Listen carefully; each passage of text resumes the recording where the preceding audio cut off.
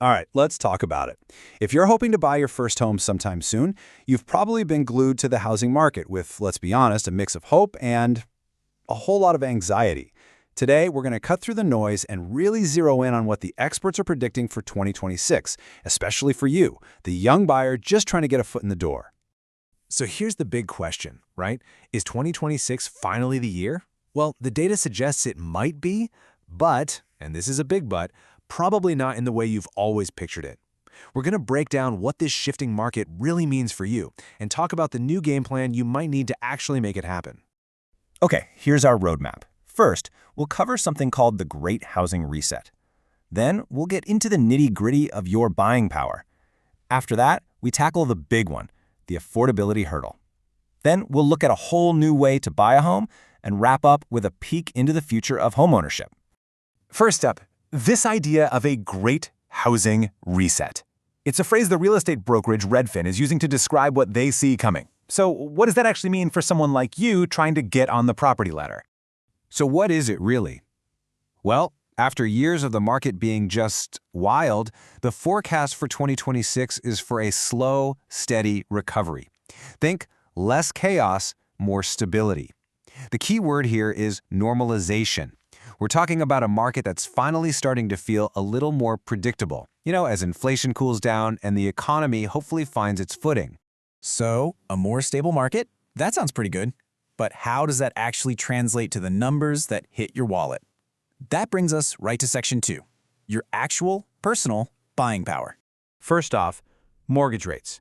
Redfin is predicting the average 30-year fixed rate will land somewhere around 6.3%. Now, I know that's not some massive drop, but the really important thing here is stabilization. It takes away a lot of that week-to-week guesswork when you're trying to figure out your budget. We're also looking at about a 3% growth in home sales across the country. Again, not a huge leap, but it's a signal, right? It shows the market is slowly but surely starting to warm up again. More people are feeling confident enough to get back in the game. Okay, now this is where it gets really, really interesting. Look at this. For what feels like the first time in forever, your paycheck, with the predicted wage growth of 2%, is actually expected to grow faster than home prices, which are only forecast to go up by 1%. It's a small difference, I know, but trust me, it is a hugely significant shift in your favor. But you knew there was a but coming, right? A stable market and slightly better wage growth, well, they don't magically solve the whole problem. And that brings us to the biggest challenge, the real heart of this explainer, the affordability hurdle. And this right here, this is the core issue. Even with all these little positive signs, the hard reality is that for a lot of young people, trying to afford a house all by yourself is still out of reach. The math just isn't quite mathing yet. So what's the workaround? Well, according to Redfin's chief economist, Daryl Fairweather, it's all about rethinking who is on the title. This quote right here, it really points to the massive shift in how the next generation might have to think about homeownership. Which leads us perfectly into our next section, a totally new way to buy. See, this isn't about just sitting around and waiting for the market to magically become affordable. This is about a new, seriously collaborative strategy for getting your foot in the door.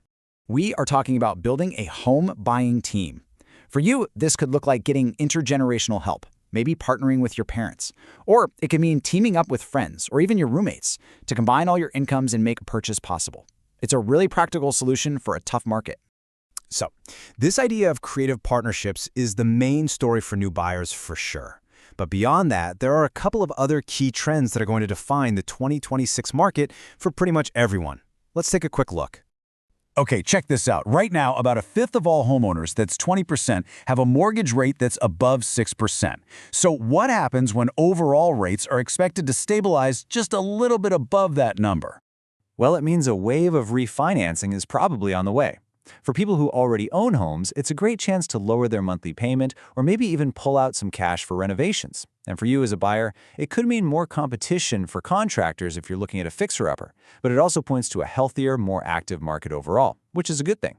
And finally, let's talk tech. The way we even look for homes is changing. Artificial intelligence is set to play a much bigger role, helping buyers discover totally new cities and neighborhoods that fit their lifestyle and their budget. We're moving way beyond just typing a zip code into a search bar. So, what this all really boils down to is this. The path to owning a home in 2026 just looks different. It's going to be more collaborative, way more strategic, and a lot more tech-driven. Which leaves us with one last big question to chew on.